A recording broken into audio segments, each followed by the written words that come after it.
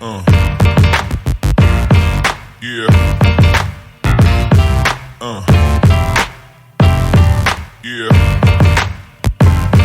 Uh. Fala webnautas! Bem-vindo a mais um Trocando Ideia com Mancini aqui na nossa Panorâmica TV. Hoje o bate-papo será fantástico, assim, extraordinário. Nós vamos falar sobre viagens, é isso mesmo, sobre viagens. E hoje eu estou aqui com o Capixaba Peregrino. Sim, aprendeu o amor pela bike ainda criança. Quando em um sonho foi despertado a se aventurar em um objeto que até o momento jamais havia estado próximo. Após 4 décadas, ele se reencontra com a bike para uma vida diária. Ele, fotógrafo profissional, por mais de 30 anos, após uma vida inteira atrás das lentes, se encontrou com a vida em 2 rodas após uma viagem pela Europa. Ele se auto-intitula um viajante em que seu veículo é uma bicicleta. Conosco hoje, Elson Moura. Seja bem-vindo, meu amigo. Olá, muito obrigado. Obrigado pelo convite, obrigado pela apresentação. Espero corresponder a isso tudo que foi dito aí. Não, você, assim, pelo pouco que eu já investiguei, que eu já assisti, assim, tem muita história e muita coisa bacana e ele vai contar para nós aqui hoje no Trocando Ideia com o Mancini. Mas antes, eu gostaria de saber, né, quem é o Elson, de quem ele é filho, ele é esposo de quem, pai de quem. Fala para nós aí a tua biografia familiar. Elson Moura, 57 aninhos. Os cabelos brancos não são de reflexo do tempo. Meus pais, seu Tininho, mecânico, já falecido há uns mais de 20 anos. Dona Penha, professora, diretora, já passa dos 80, mas está lá firme e forte, com a graça de Deus. Casado com Rosileia, há 28 anos, mais de 30 de convívio. Pai de Anitta e André Vitor, 2 figuras maravilhosas, daquelas as quais eu tenho orgulho de dizer que são meus filhos. É bom falar dos filhos assim, né? Da família também é ótimo quando a gente... Se eu não fiz muita coisa certa nessa vida, os filhos eu acertei. Isso é importante. Isso é importante. E aí, pra gente dar a introdução na tua vida, vamos falar um pouco da tua infância. Como é que foi a tua infância, a relação com o pai, com a mãe, né? A parte educacional também, pra gente fazer essa introdução no na nossa conversa. Vamos lá. Sou o segundo filho. Nós éramos em 4, éramos porque a minha irmã já faleceu. E 3 homens e a minha irmã. Cresci em Jardim América, em Cariacica. Meu pai era mecânico e tinha uma oficina mecânica em casa, e ali eu cresci no meio de peças e carros, embora eu nunca tenha tido um carro na minha vida. Estudei no chamado segunda, como é que é? Hoje em dia nem sei mais como é que é, segundo Hoje é grau, ensino médio, ensino médio.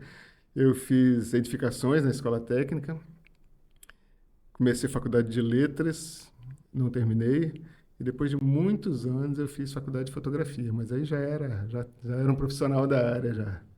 Massa. E como é que, já começando agora, como é que foi essa introdução com a fotografia, né? Como é que o Elson agora ali se depara com a fotografia, né? E você falou que veio da mecânica, trabalhou com seu pai na infância na mecânica, depois fez técnica em edificações. Isso. Como é que foi isso, esse encontro?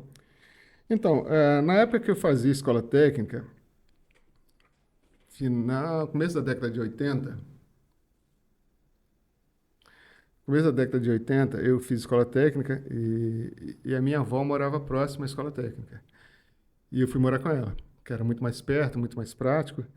E ali o meu tio, né, filho da minha avó, morava com ela e ele era fotógrafo.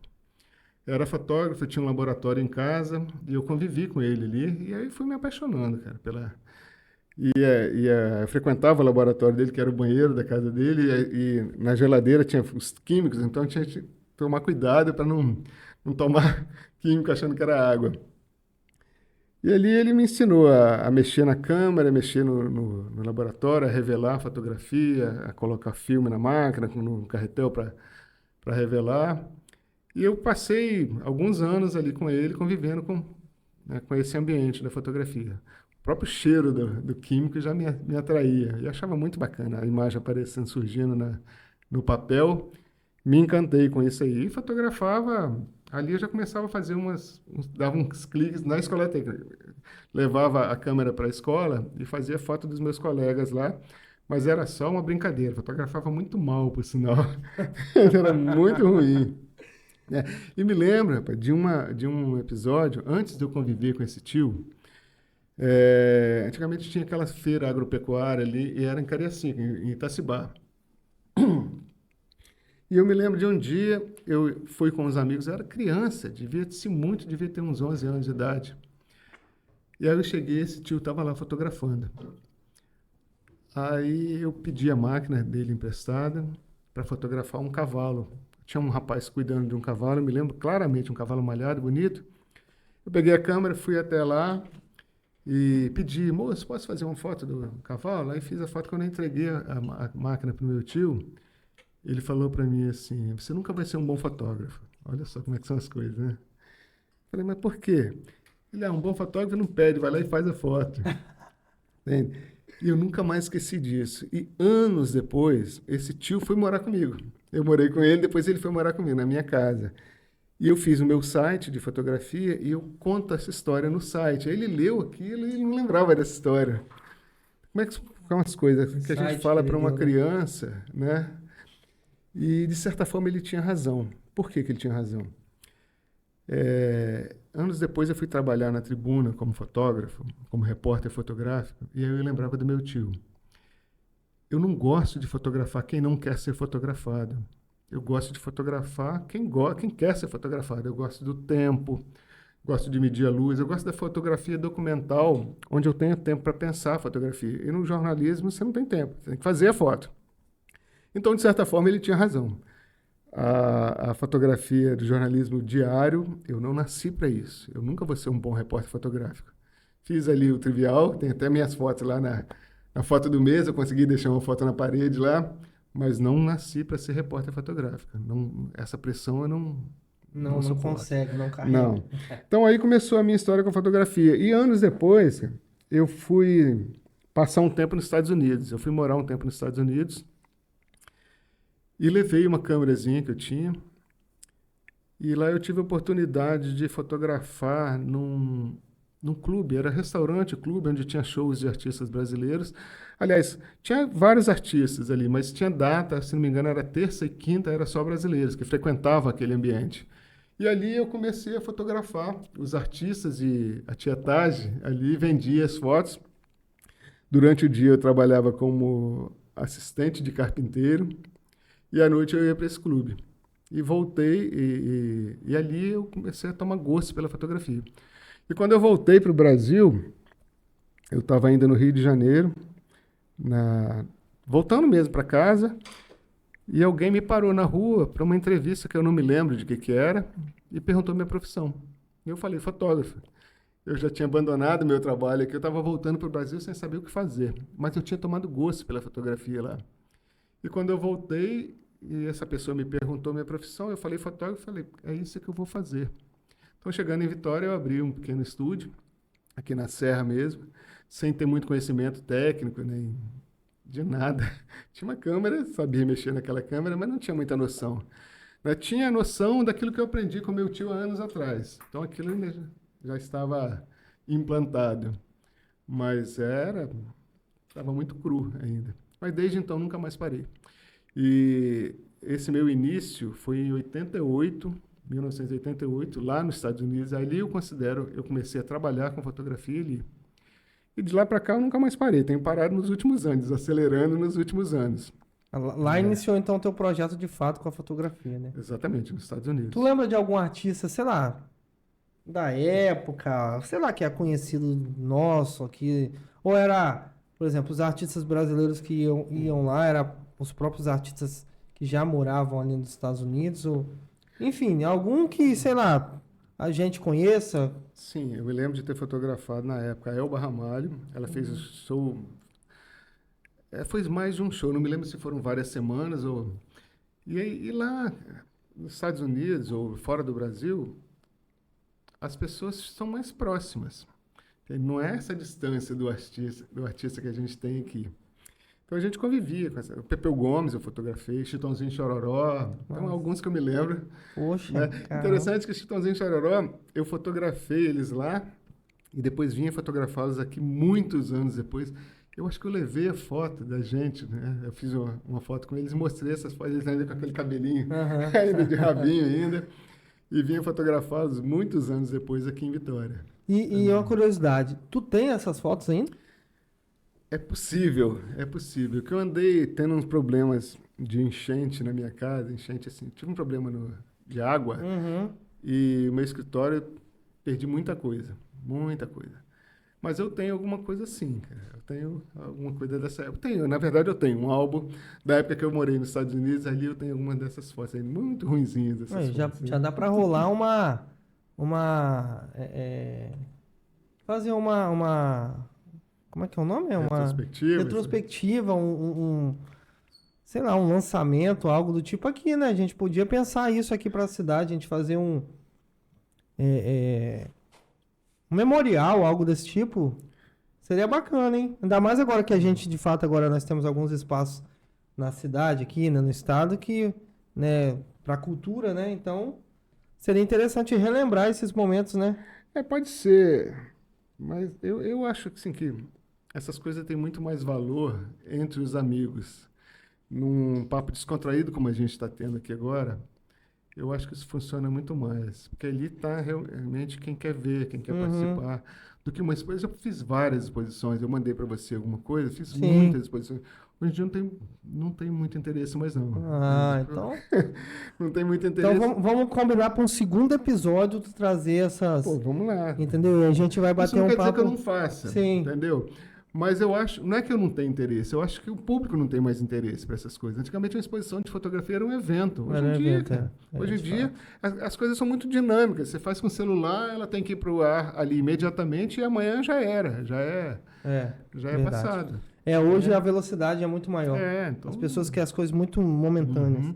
E hoje você tem muita coisa, você tem muita informação, muita porcaria, mas muita coisa boa também. Então, pra você fazer uma exposição de fotografia como eu fiz há 20, 30 anos atrás, é utopia. Eu acho que é uma utopia hoje em dia. A não ser que seja um Sebastião Salgado, um cara... Sebastião Salgado. Aí é outro nível, né? Não, mas, cara, assim, eu vi, te convido já a gente vai falar um pouquinho mais dessa profissão do Elson aí, mas eu te convido a entrar no Instagram dele também, no Facebook, né? Elson Moura, procura lá. Ainda tem bastante coisa, porque eu tava fotos assim extraordinárias, assim. Nossa, eu fiquei apaixonado por várias. Inclusive, tem uma especial que já eu vou te perguntar sobre ela. Mas aí, já entrando no assunto, né? Porque eu trouxe o Elson aqui para falar de duas rodas, falar de bike, de viagens. Eu queria que você contasse para nós, Elson, a história do sonho, né? Eu falei aqui na entrada aqui como é que foi o teu processo ali um pouquinho, né? Um pouquinho, dei uma tiragenzinha ali. Mas que história é essa do sonho, né, da bicicleta, de começar a andar de bicicleta depois de um sonho? Conta pra nós. Isso parece brincadeira, mas é sério. Eu era criança, meu irmão ganhou uma bicicleta, meu irmão mais velho. Você lembra a bicicleta? Lembro, era uma Monarch vermelha, me lembro claro. Aquelas tipo Monareta? Monareta. Opa, eu tive uma daquela, a minha era azul. Era vermelho, depois, muitos anos depois, meu pai tinha essa oficina em que ele reformava carros, a gente pintou ela de verde, metálico.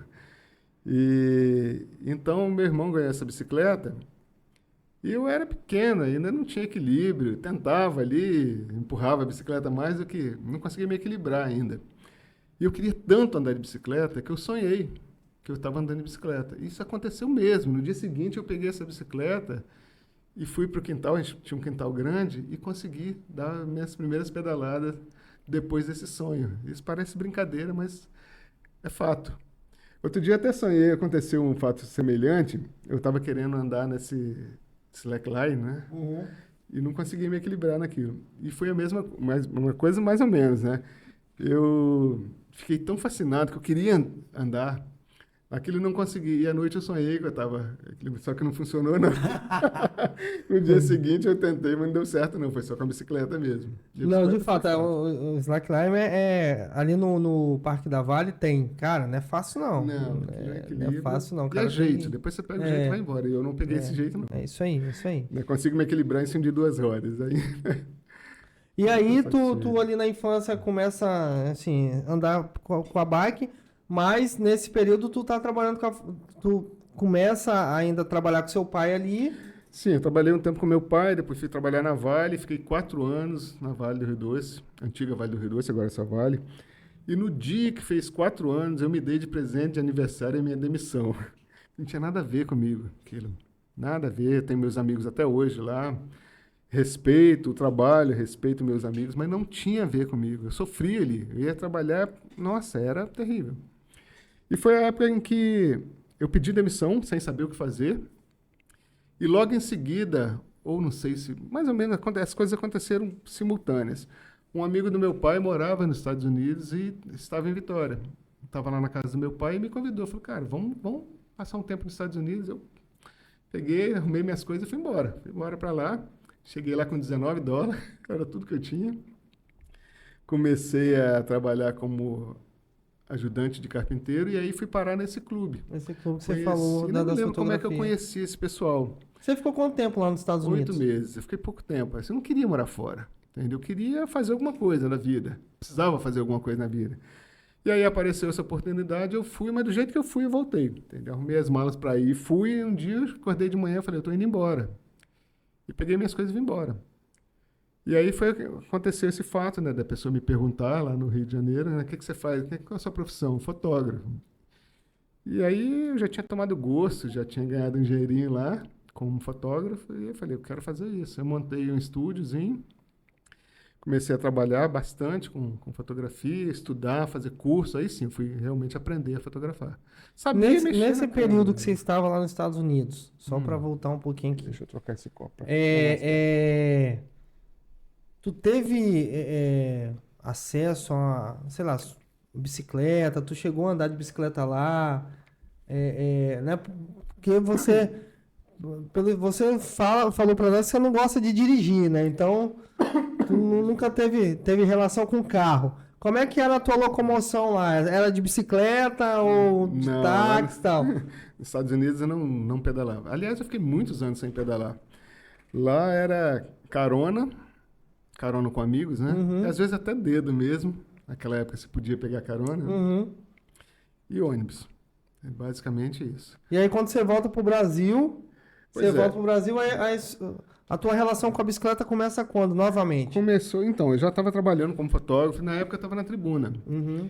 E você sabe, a gente casa e engorda pra caramba. Sim. Quando eu casei, eu pesava 57 quilos, eu fui a 90, imagina. E eu sou muito distraído. Ah, a roupa tá apertada, pega outra. Nem notei que tinha engordado tanto. Só que um dia eu fui amarrar o sapato, o tênis, Já aconteceu comigo. aí eu fiquei cansado, cara. Eu falei, opa, tem alguma coisa errada. Eu não conseguia amarrar o tênis direito. Falei, cara, aí eu fui pesar, o ponteiro não parou mais de subir. Falei, eu preciso fazer alguma coisa. E aí eu comprei a bicicleta para dar umas voltinhas ali pelo bairro mesmo. Eu sei que eu cheguei a emagrecer em 6 meses, 14 quilos. Pedalando, fechei a boca um pouco, comendo de tudo, mas emagreci. E tomei gosto pela bicicleta. Mas até então era uma voltinha no bairro só. E aí, cara, aconteceu o seguinte, eu viajei com a família, minha esposa e meu filho, para passar uns dias na Europa. Eu fui visitar uma amiga na Suécia e outra na Alemanha. Então a gente estava lá na Alemanha conversando e aí o então marido, companheiro dessa minha amiga, ele comentou que ele estava indo, não me lembro se para a Suíça ou para Itália, saindo da Alemanha de bicicleta. Eu nunca tinha ouvido falar de cicloturismo. E aquilo eu já sempre gostei de viagem, de aventura, né? Quando o cara me falou que estava indo de bicicleta para a Suíça ou para a Itália, enfim, ia fazer essa viagem de bicicleta, cara, eu fiquei fascinado por aquilo. Falei, caramba, um dia eu quero fazer um negócio desse. Quero fazer uma viagem como essa. Mas era só um sonho também, só uma ideia, né? Um dia... Só uma utopia. Eu li... Onde foi que eu vi essa frase, cara? que diz que qualquer dia desse é nenhum dia desses. Se você não marcar uma data e não transformar o sonho num projeto, você não sai do lugar. Então, era só era só um sonho, só uma utopia, conforme você acabou de dizer. Meses depois, essa minha amiga veio da Alemanha e veio nos visitar. E me traz de presente um mapa da ciclovia ligando Munique a Praga. Munique é onde ela morava, onde ela mora, até Praga, que era uma cidade que eu sempre tive vontade de conhecer. Via em filmes e tal, eu falei, um dia eu quero ir nessa cidade. Mas também era só uma utopia. Aí quando ela me deu aquele mapa, cara, falei, agora eu preciso fazer essa viagem. Aí sim, eu comecei a fazer o projeto. Eu marquei 2 anos. Foi a coisa mais programada que eu já fiz na minha vida. Então eu tinha uma data para comprar a bicicleta, uma data para comprar a passagem e uma data para sair de viagem. Foi dia 11 de agosto de 2012, se não me engano. 11 de agosto. Então aí foi o seu primeiro planejamento. Primeiro planejamento. Então, a primeira... Ciclo viagem, né? a primeira viagem minha... assim, eu comprei uma bicicleta mais ou menos decente, que é a que eu tenho até hoje, 12 anos depois. Hoje em dia, tadinha, ela já... Eu aposentei ela. Essa foi a última viagem dela, porque ela realmente já pediu arrego. Uhum. Daqui a pouco a gente vai contar um pouco mais sobre as coisas que eu já passei com essa bicicleta. Mas na época era uma boa bicicleta. Não era longe de ser top, nunca tive essa pretensão e nem dinheiro para isso. Mas era uma boa bicicleta. Até porque tu fazia por hobby, né? Não sou ciclista, conforme eu já te falei. Né? Claro, quero o mínimo de conforto, mas dentro das minhas condições e vaidade nenhuma em relação a isso. Aí, rapaz, até me perdi aqui. Eu comprei a bicicleta, marquei essa data e saí exatamente no dia que eu marquei, dia 11 de agosto. Que era o aniversário do meu pai. Eu falei, então vou tomar como referência essa data. E o mês de agosto já é final do verão, enfim, já dava para pedalar bem, lá. né? E aí eu fui, comprei essa bicicleta para isso. Então minha primeira cicloviagem foi na Alemanha, sem falar uma palavra de alemão, e na República Tcheca, sem falar uma palavra de tcheco. Tu lembra quantos quilômetros? Foram em torno de 550 quilômetros. Cara, chão, hein? Eu fiz em 9 dias. Eu Rapaz. fiquei 22 dias na Europa, pedalei ali, a Alemanha, a República Tcheca, depois eu fui de trem para a Áustria e pedalei um pouco em Viena também. E aí, aproveitando, quantos países, né? Porque você é um cara que já viajou por muitos lugares. Conosco aí quantos países tu já passou durante o teu período aí, tua vida. E a pergunta é, sempre relacionada à fotografia ou também depois com a bicicleta? Como é que foi isso? Tudo. Eu já fui... Os dois? Eu já fui para os Estados Unidos como convidado de um fotógrafo para expor meu trabalho. A gente viajou para Amazonas, eu e esse fotógrafo americano, e na verdade um grupo de amantes da fotografia, e nesse grupo tinham 2 profissionais, além de mim, mas 2 profissionais. Eu fui convidado para fotografar a expedição. Eles iam fotografar o que quisessem e eu tinha que ficar de olho neles. E aí eles fizeram uma exposição lá e depois esse fotógrafo americano me convidou, me levou para expor lá na galeria dele, em Dallas. Então já viajei por causa da fotografia, já viajei pela bicicleta, conforme eu falei aqui, Alemanha, República Tcheca, já pedalei um pouquinho na Dinamarca também, mas aí não tinha nada a ver com viagem, foi só ali mesmo em Copenhague. E muita viagem de aventura, de vários modelos. Viagem missionária, viagem de até modelo eu já fiz. Bacana, bacana. Tá, e aí, beleza. Na tua família, né? Você acabou de falar aí do seu filho, da sua filha. Gostam do pedal igual você? Gostam de se aventurar ou isso é só o pai? É só o pai. Ninguém não tem aventureiro na família.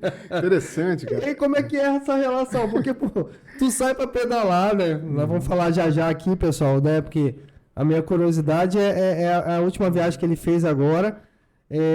Embora tem outras, nós vamos falar também do canal dele, Coroa e Pedal, né? Assim, convido você a se inscrever no Coroa e Pedal e assistir os vídeos lá que são fantásticos. Você que gosta de viajar, independente de ser de bicicleta, né? Nelson, independente de ser de bicicleta, mas é interessante. E aí, como é que é isso? Tu sai pra viajar, família, tô indo viajar, tô indo pedalar e tal, e... Então, olha só, a família gosta de viagem. Então a gente já fez algumas viagens, você perguntou quantos países, eu tive a oportunidade de estar em 15 países. Né? Fora aqueles que eu passei no aeroporto, esses eu não considero. Mas a gente de vez em quando viaja juntos. Né? Fazemos. E eles não gostam muito de aventura. A minha esposa e meus filhos, o meu filho principalmente, que mora ainda comigo, ele, como a mãe, ele gosta da coisa mais organizada, lugar para dormir, banho quente. Eu não estou nem aí. Se qualquer prazer, qualquer formato, para mim está legal. Só que eles vibram com as minhas aventuras. Eles não são aventureiros, mas curtem as minhas aventuras. Meu filho fala com o maior orgulho. Entende? No meu canal, ele é um dos maiores responsáveis pelo crescimento do meu canal, porque os amigos deles, né, todos eles já estão inscritos, então ele curte muito. E a minha esposa, eu vou só para te dizer que se eu fosse solteiro, eu não faria o que eu faço. Entende? Porque embora ela não me acompanhe, mas ela me incentiva muito. Eu vou te contar um episódio aqui que aconteceu. Pode contar. Eu fui com esse grupo que eu te falei, de americanos e canadenses, para o Amazonas. A gente passou um mês lá. E durante essa viagem, eu falei para ela que eu gostaria de descer o Rio Amazonas, pegar o barco lá em Manaus e ir até Belém. São 5 dias de viagem. E a gente teve 2 vezes no Amazonas. Uma vez para organizar a expedição e depois com o grupo. E quando eu fui para organizar a expedição, eu falei com um colega que estava comigo, né? Falei, cara, quando a gente voltar aqui, eu vou pegar o barco e vou descer até Manaus. E aí ele falou, cara, você já está aqui, por que você não faz isso logo? Eu falei, é mesmo, né? Eu já estou aqui, por que não? Aí falei com a minha esposa, assim, ela já sabia desse sonho meu de descer o Rio Amazonas, né?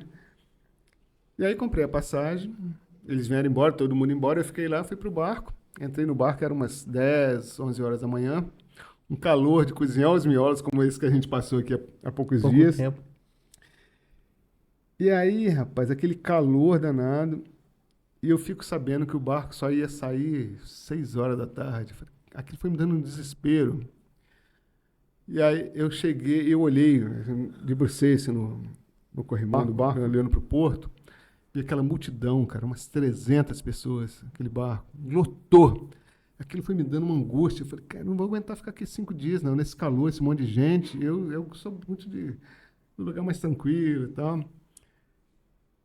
E aí eu liguei, eu peguei um celular emprestado, nem celular eu tinha, peguei um celular emprestado no barco e liguei para minha esposa, falei com ela, comentei com ela assim, cara, acho que eu vou desistir, tá um calor danado, acho que eu vou embora, pegar minha passagem de avião, eu vou embora. Se ela tivesse falado para mim assim, se você que sabe, eu tinha desistido. Ela me deu uma bronca.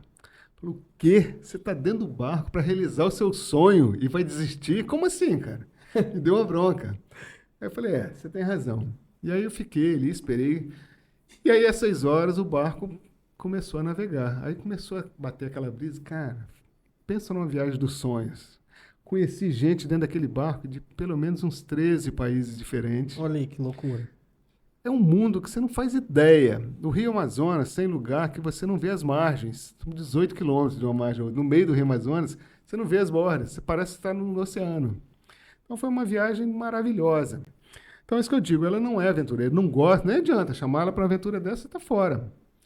Mas me dá um apoio que se eu fosse solteiro, sozinho, eu tinha desistido, cara. Se eu não tivesse alguém para me apoiar, igual essa viagem que a gente vai bater esse papo daqui a pouco. Eu comentei com ela também, essa viagem, na verdade, é um treino para uma próxima. E esses dias mesmo ela falou para mim, cara, se você quer fazer essa viagem, o momento é agora. Eu tô com meus 57, assim, embora eu esteja muito bem, mas eu não sou um garoto de 20 anos de idade. Lógico, tem que ter cuidado. E aí ela falou que ou você vai fazer isso agora ou você não vai fazer. Aí me deu aquele toque, né? Eu falei, opa, então é agora. Agora é que eu vou. Então eles não me acompanham, mas... São seus incentivadores. São e seus motivadores também. Certamente. Isso é mais massa. do que ninguém. Isso Ele é a massa. família.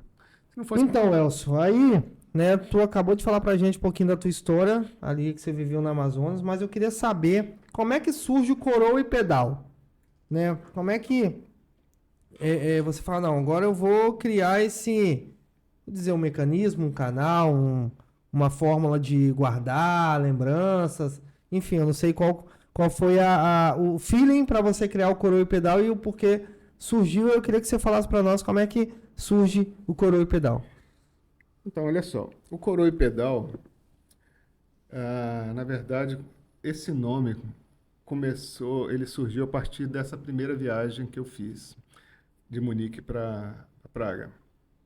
Eu nunca tinha viajado, nunca tinha pedalado mais do que ali no bairro. E aí eu comprei essa bicicleta e comecei a treinar. Na época eu morava na Praia do Canto, então eu fazia ali o calçadão de Cambori, e de volta dava 10 quilômetros, eu fazia isso pelo menos 3 ou às vezes mais vezes por dia. 30, 50 quilômetros por dia, só ali, vai e volta. Esse era o meu treinamento.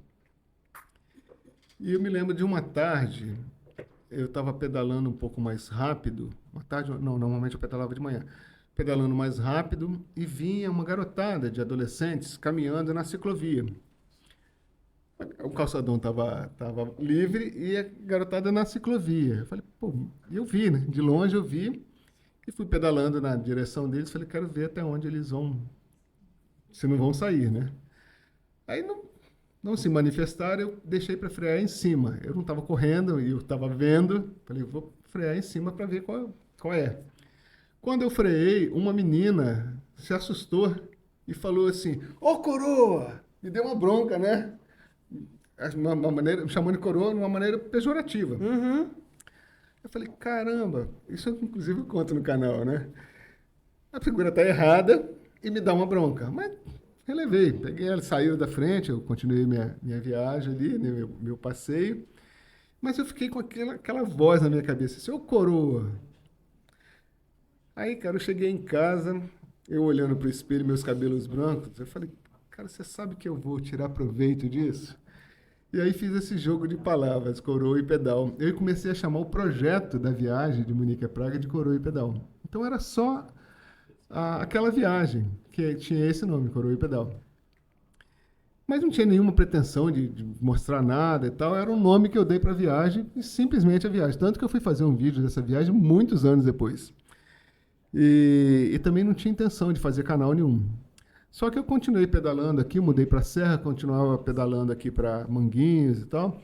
E um dia eu gravei de manhã, fui ali em Manguinhos e gravei um videozinho do sol nascendo e tal, até uma voz meio desanimada, assim, bom dia, olha que lugar legal e tal. E postei esse vídeo, entende? E aí eu tinha que dar um nome ali no YouTube, coloquei Coroa e Pedal, uma vez que eu tinha o nome, né, da viagem. E aí o meu filho me chamou a atenção, eu falei, pai, tá meio desanimado isso aqui, você podia fazer, né, olhar para a câmera e tal, que às vezes a gente tem o hábito de gravar no celular e olhar para a nossa própria imagem. Sim. Então você tem a impressão de estar olhando para a orelha da pessoa, né? Então você olha para a câmera. Então ele me chamou a atenção nisso, olha para a câmera, fala um pouco mais animado, dá um sorriso e tal. Ou seja um pouco mais natural. Assim, eu estava sendo muito natural, mas o vídeo tem normalmente, ele abaixa um pouco a sua imagem. Né? E eu tive uma grande ajuda do meu filho, me corrigindo nesse sentido. Né? E aí eu comecei a mostrar os meus passeios, por aqui mesmo. E eu recebo a minha casa, virou meio que um ponto de apoio ao cicloviajante. Sempre que passa alguém aqui viajando, normalmente vai lá para casa. Ou por indicação, às vezes eu mesmo convido. E comecei a ouvir essa história. Eu adoro história. Eu contar história ou ouvir história. E viver histórias, né? E comecei a contar essas histórias, e daí surgiu o canal Coroa e Pedal. Bacana, bacana. Só uma pergunta, lá de Munique, a primeira viagem que você faz, como é que é a questão de ciclovia lá? Então, conforme eu falei, eu ganhei o mapa da ciclovia. Na minha doce ilusão, era uma ciclovia pavimentada, como a gente tem o que a gente conhece como ciclovia aqui. A Europa, você tem ciclovia em tudo quanto é país. Você pode rodar a Europa inteira de ciclovia, que é um local próprio para o ciclista. Isso não quer dizer que seja pavimentada. Às vezes era uma trilha no meio da floresta, mas a trilha direitinho sinalizada, e a sinalização muito simples. Às vezes a sinalização era só uma mancha, uma pintura né, de cor amarela, vermelha, numa árvore ou numa pedra. Aquilo era sinalização. Até que eu sacasse que aquilo era sinalização, o mapa que eu estava todo em alemão, e na época eu não falava nada. Não é que eu falo alemão agora, mas depois eu comecei a estudar alemão. Mas eu não entendia nada, eu só ia mesmo pelo desenho ali. Até que depois eu comecei a perceber, falei, onde eu passo tem esse risquinho aí. Aí eu fui olhar no mapa, tinha um risquinho amarelo. Falei, então isso é sinalização. Então, muito bem sinalizado. É só você se acostumar. Outra decepção, eu achei assim, quando eu mudar de cidade, eu vou fotografar as placas da cidade. Claro, as placas são desse tamanhozinho.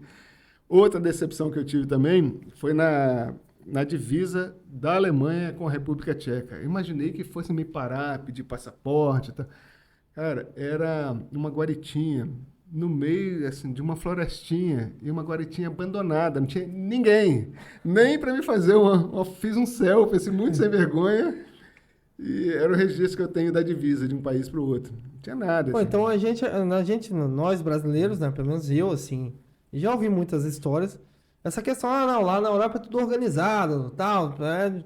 O país você vai atravessar para o outro, tem uma burocracia, então assim, nem sempre, né? Nem sempre Não. isso rola. Olha só, em relação à organização, sim, é muito organizado. Tem coisas que me chamaram muita atenção, principalmente a Alemanha. A Alemanha é um país organizadíssimo.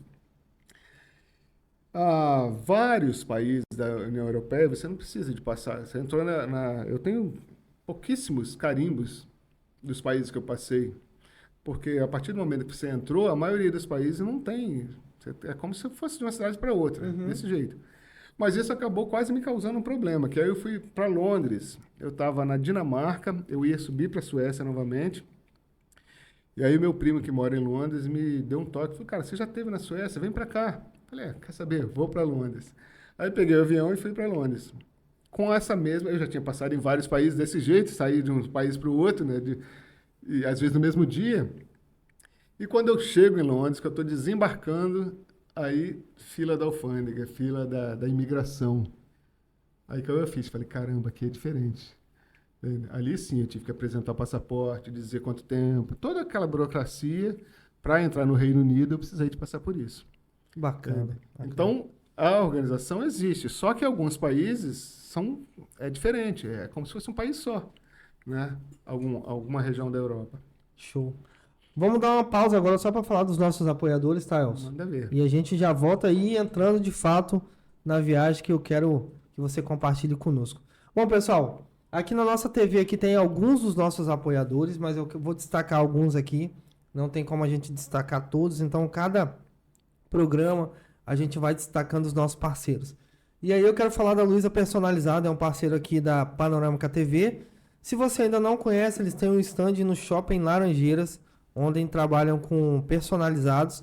Você pode se dirigir lá, falar que você assistiu aqui na Panorâmica TV o anúncio da Luiza Personalizados. Tenho certeza que ela vai te dar um desconto bacana lá, ou aqui no Trocando Ideia com Mancini, ou no Bussolando Cast, ou no Pode Dizer, entendeu? Em algum programa, tu vai ver a Luiza Personalizados passar, vai lá e fala que você assistiu aqui na Panorâmica TV, beleza? Também tem a Nuvem Sublimação, né, que é uma empresa, vamos dizer, multinacional. Vamos dizer multinacional porque ela faz eventos por todo o Brasil e até eventos internacionais, onde ela personaliza a tua festa. Então você pode falar também que a Nuvem Sublimação está aqui na Panorâmica TV. Você pode ir lá falar com o pessoal lá que assistiu aqui em algum dos nossos programas. Tenho certeza também que você vai ter um desconto bacana lá. E aí tem a Lifecar, que também é aqui da nossa cidade, onde você compra o teu veículo, aquele veículo maneiro que você tá doido para comprar. Você vai na Lifecar, também pode dizer que na Panorâmica TV você viu em algum dos programas o anúncio da Lifecar, que eu tenho certeza que tu terá lá um tapete vermelho para você entrar na concessionária. Bom, entre outros que estão passando aqui, você pode acessar o nosso Instagram, lá no Instagram é TV Panorâmica, está todos os nossos apoiadores lá, ou também no nosso canal no YouTube aí, Panorâmica TV, embaixo lá tem os comentários dos apoiadores, você pode acessar as redes sociais e fazer esse contato, esse network aí com eles, para você ter acesso aos produtos que eles entregam. Bom, voltando aqui, Elson, nosso bate-papo, agora chegou finalmente, deixei pro final, né, gente? Porque tem que ser pro final, a história boa é pro final. Eu quero perguntar a você, né? Enfim, tu falou do Coroa e Pedal, como é que surgiu, que foi o treinamento de uma viagem que você queria fazer. Embora você também já falou que essa viagem também é um treinamento para uma próxima que você quer fazer, Depois eu quero que você deixe aí para nós o spoiler do que você pensa para a próxima viagem. Não precisa contar tudo, né? Para não acabar com a surpresa. Mas como é que foi essa história de você rodar todas as fronteiras do estado do Espírito Santo? Conta para nós. Então, assim, primeiro eu quero dizer que isso não é um projeto pioneiro meu. Na verdade, essa ideia de circular o estado, ela surgiu, foi inspirada numa entrevista que eu fiz com, com 3 ciclistas, 2 mulheres e um rapaz. Eles saíram para fazer esse projeto de circular o estado. O rapaz, o Léo, ele foi até, não sei exatamente, ele fez um pedaço, e a Rosane e a Rogéria, eles circularam o estado, em torno de 1.500 quilômetros. Eu fiquei fascinado com a história deles. Alguns aspectos diferentes da minha viagem com a deles. Para começar, eles saíram em 3, e eu gosto de pedalar sozinho, sempre pedalei sozinho. De vez em quando até tem uma companhia e tal, mas o que você prefere? Eu prefiro pedalar sozinho. Tem lá minhas razões, eu acho que é o meu momento, eu me sinto mais à vontade para qualquer coisa, até mesmo para desistir, né? Então eu gosto de pedalar sozinho. Então isso é uma característica diferente. É, as meninas foram no sentido norte, fizeram sentido anti-horário, circularam o estado em sentido anti-horário, eu fiz sentido horário.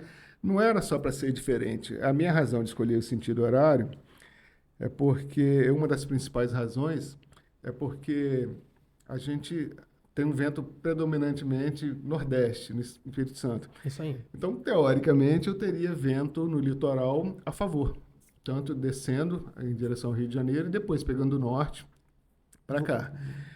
Aconteceu que nos primeiros 2 dias, onde eu estava no litoral sul, estava chovendo e eu cheguei a pegar um pouquinho de vento sul. Então, o tiro saiu pela culatra. Mas foi só um pouco, assim, não chegou a me atrapalhar, não. Foi um ventinho fraco, não me atrapalhou.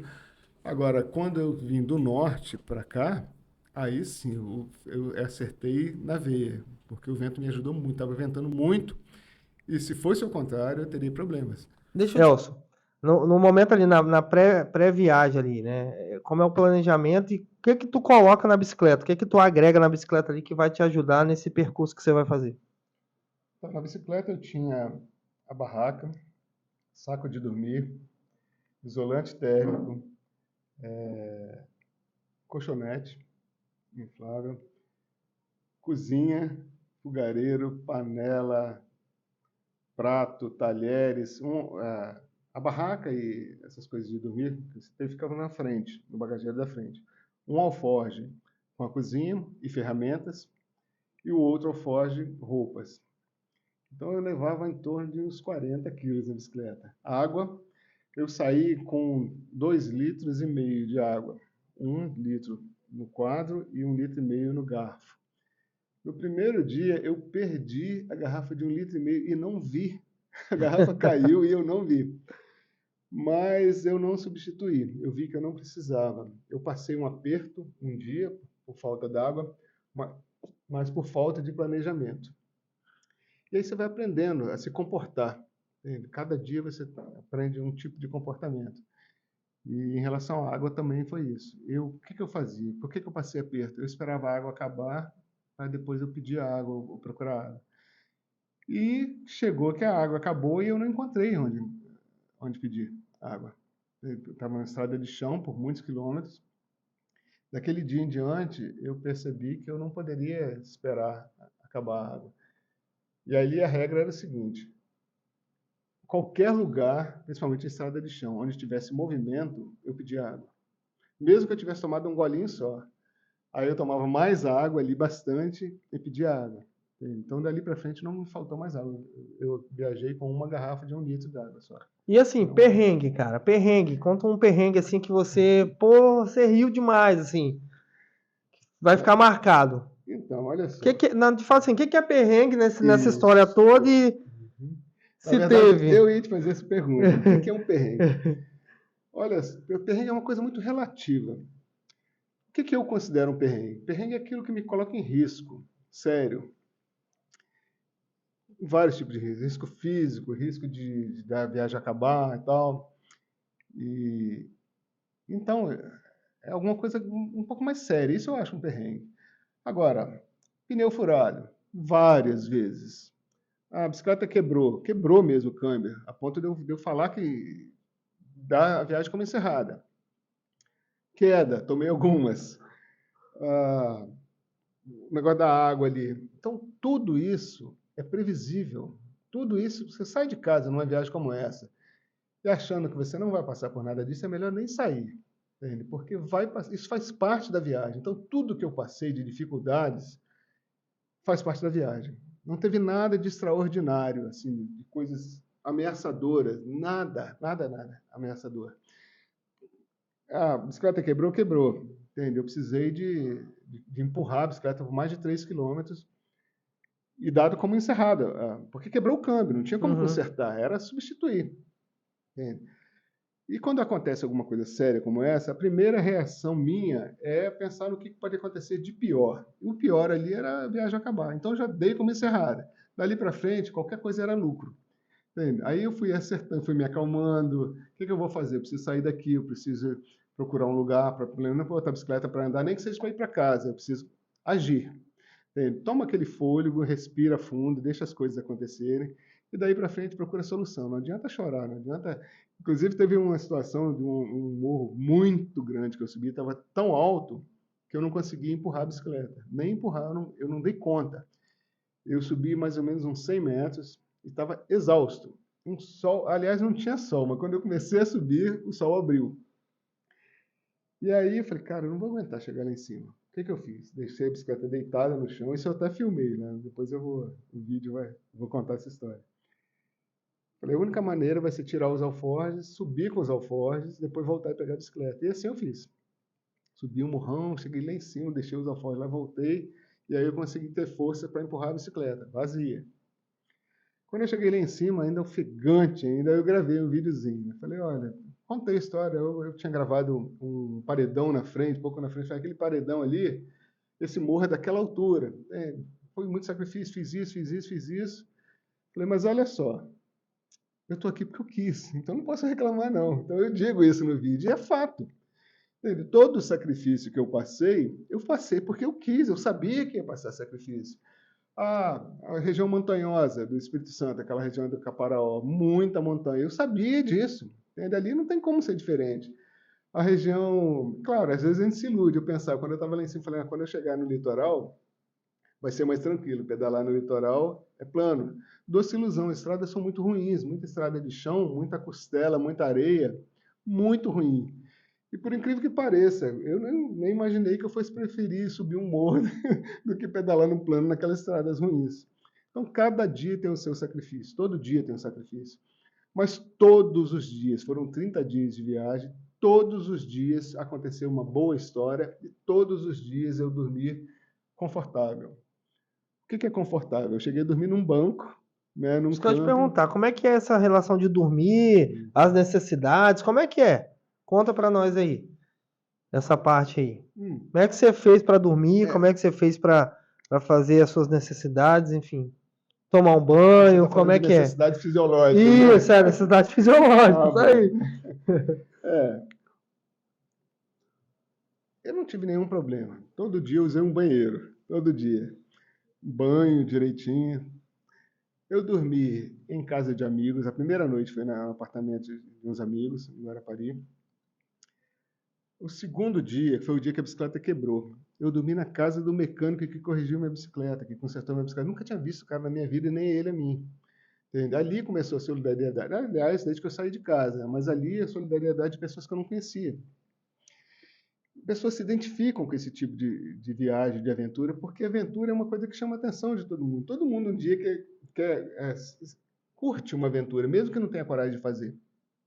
Então, quando vê alguém fazendo uma aventura diferente daquele do seu dia a dia, ou acha que é uma loucura, que você é maluco, ou se não, vão se empolgar tanto que querem te apoiar. Então eu recebi muito apoio de pessoas que você viu o brilho nos olhos dele, pessoas que nunca fizeram, talvez nunca façam uma aventura como essa, mas fazem questão de te estender a mão. Entende? Então, todo dia teve alguém solidário. Todo dia. Entende? Ou um amigo do amigo, Entendeu? Eu parei na casa de alguém e falava, estou indo para tal cidade. Eu conheço alguém em tal cidade. Ligava para lá e a pessoa me recebia de braços abertos. E camping, dormi num posto de gasolina um dia, entendeu? Mas ali também já estava previsto que eu ia dormir. Eu Uhum. queria dormir naquela cidade, pela distância que eu procurei ter uma média de 50 quilômetros por dia, embora teve dia que eu pedalei 100, 120 quilômetros Uhum. no dia. Mas eu procurei manter essa média. Então eu sabia que naquela cidade ali era o posto de gasolina. E ali foi. E por que que eu dormi num banco? Nesse dia eu estava num camping, mas eu estava tão cansado e não estava feliz. Tem lugar que você chega e não se sente bem. E naquele lugar eu não estava me sentindo bem. Então eu não queria armar barraca, eu queria sair cedo no dia seguinte. E eu perco muito tempo para montar a bicicleta, não para armar a barraca, mas para desmontar e guardar tudo direitinho no lugar e prestar atenção em tudo. É muito tempo. Então eu não queria passar por isso. E fui para esse camping, eu estava sozinho no camping, tinha ninguém no camping mesmo. Nem o dono quando eu cheguei. Então eu cheguei e falei, eu vou dormir aqui. Depois eu fui na cidade e achei, encontrei o dono e falei para ele, cara, eu não vou nem armar barraca, eu vou passar a noite lá no lugar coberto, eu não vou nem arrumar barraca. E assim fiz. Tinha um banco grande, eu enchi o colchonete e dormi no banco, só ouvindo uma cachoeira e uma vaca mugir a noite inteira. Foi o dia mais exposto. E na última noite, eu dormi numa varanda de uma casa onde não tinha ninguém. E para minha sorte tinha um ganchinho de rede, eu só armei a rede ali, nem a barraca eu armei. Foi o dia mais exposto, as noites mais expostas que eu passei. Agora, nos outros dias, todos, ou eu dormi num hotel, ou eu dormi na casa de um amigo, ou na casa de alguém que eu nunca vi. Hotel, eu dormi 3 noites em hotel, em hotéis.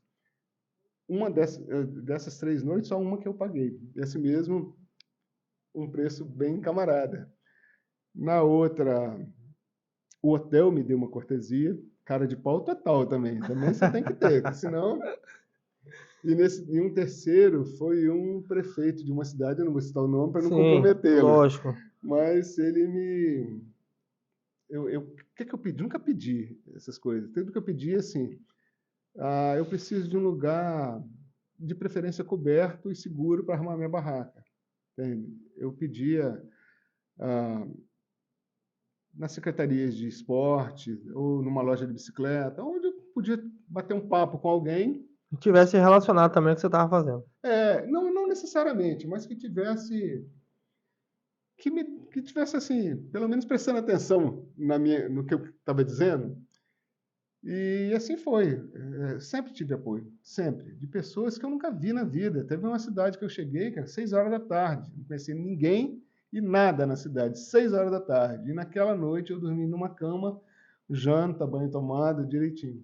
As coisas Show. vão se completando. E para ir finalizando, assim, quantos municípios tu rodou? Porque tu fez só As as bordas, né? bordas.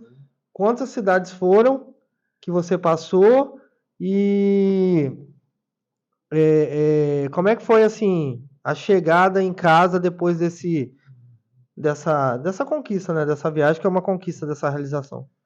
Olha, embora eu tenha marcado ali os 1.432 quilômetros em 30 dias, isso não é uma informação relevante para mim. Para mim, é muito mais relevante as histórias que eu vivi. Podia ser em 100 quilômetros e podia ser em 1.400 quilômetros.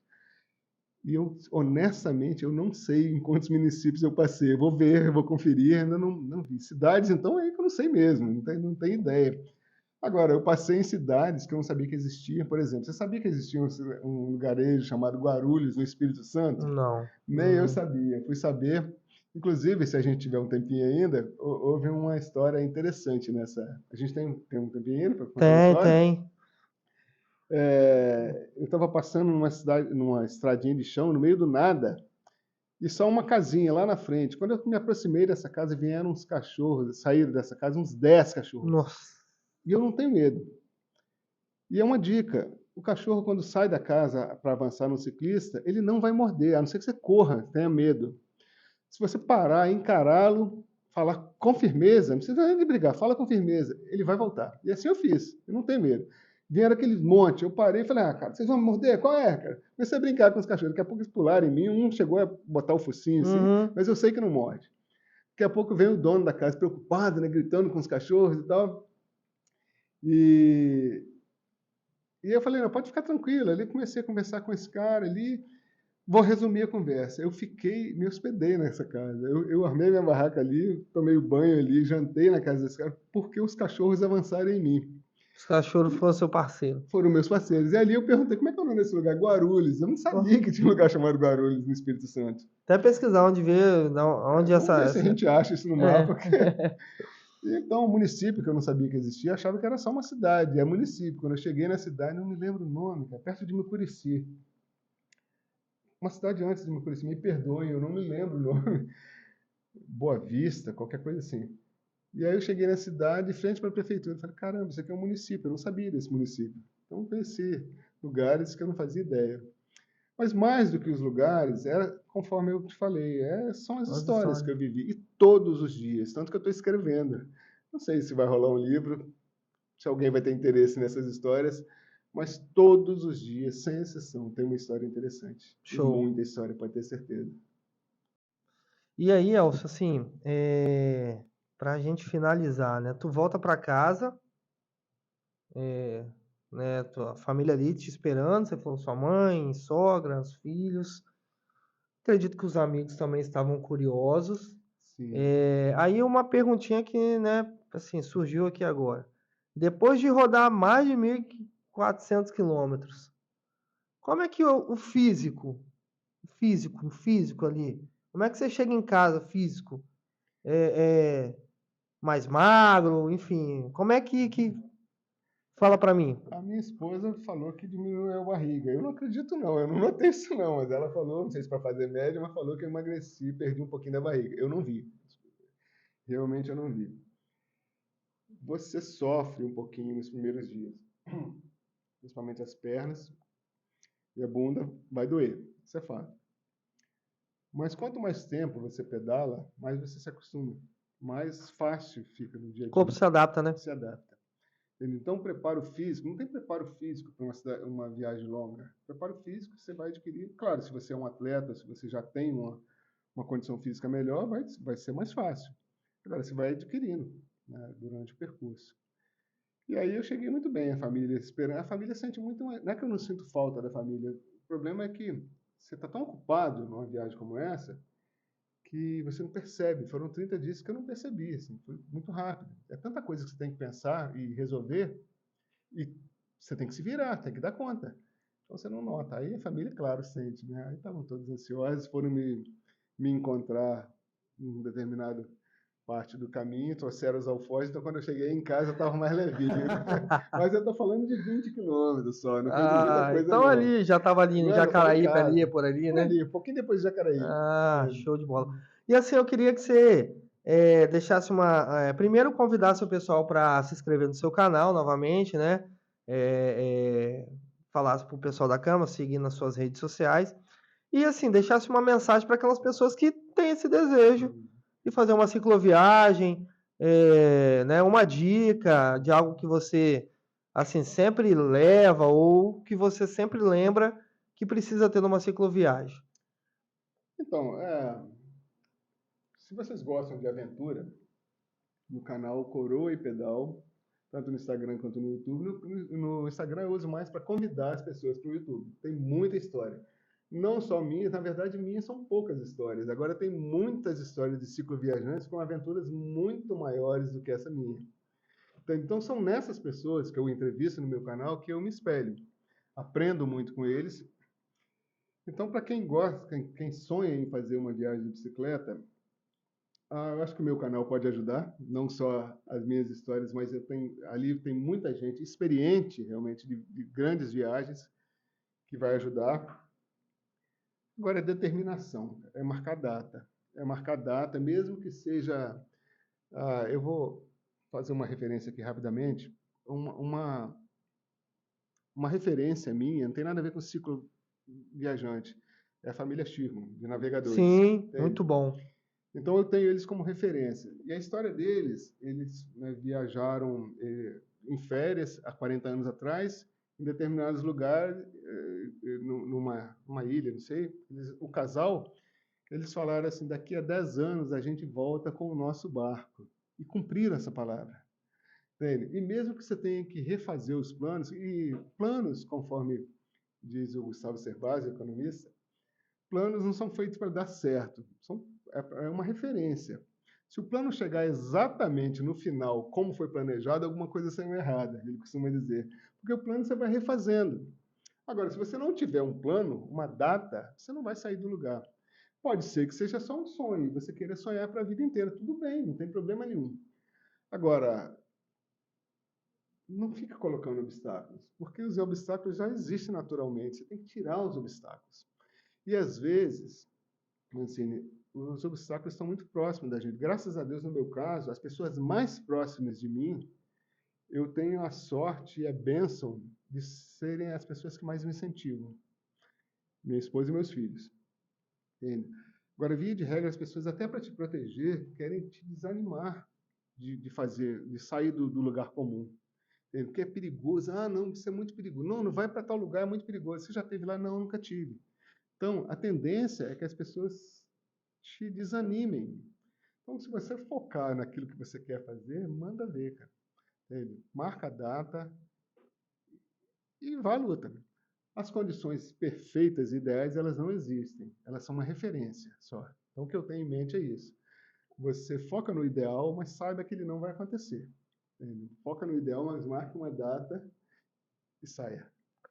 Show, show. Gente, ó, sensacional o bate-papo com o Elcio. Sensacional, assim. Você falou do Gustavo aí. Gustavo é um economista. Tem um livro que eu gosto muito, que eu já li e aconselho a todos lerem, que, se eu não me engano, é Casal Unido Enriquece Junto. Casal inteligente enriquece junto, né? É algo nesse sentido. Eu não lembro agora o tema específico do livro, mas eu tenho em casa.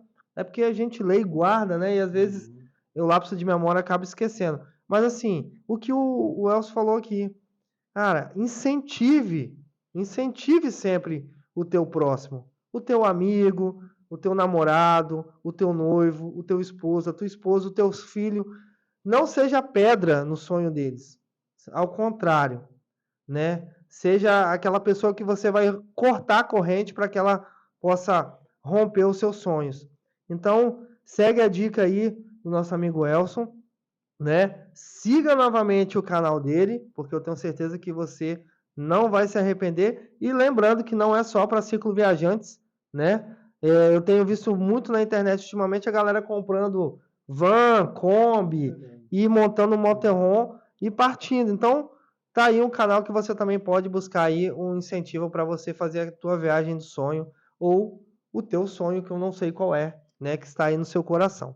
Beleza? Mas sempre planejando. Cara, muito obrigado. Quero te agradecer aqui. Cara, foi um prazer. Muito obrigado. Assim, Obrigado, vamos marcar uma próxima vez aqui para você já falar mais das suas fotografias, porque eu ia falar aqui, mas tem aquela fotografia do ciclista que você tirou, que eu vi lá, que você tirou a câmera, pai, e tirou sem que ele percebesse.